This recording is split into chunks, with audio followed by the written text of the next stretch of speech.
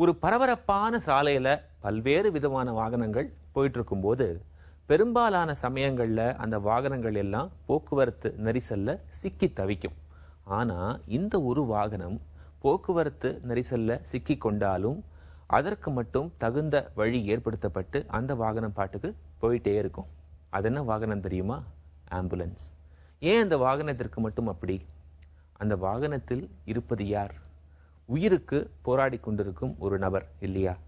அந்த நபரை விரைவாக மருத்துவமனைக்கு கொண்டு போய் சேர்க்க வேண்டும் இல்லையா? அதற்காகத்தான் அந்த ஆம்புலன்ஸ் வாகனத்திற்கு பிரத்யேகமாக வழி ஏற்படுத்தி கொடுக்கப்படுகிறது.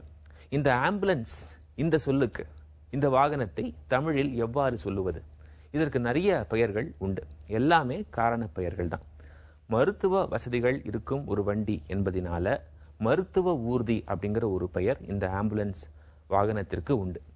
நோயாளரை கொண்டு செல்வதனால நோயாளர் ஊர்தி என்கிற ஒரு பெயரும் உண்டு.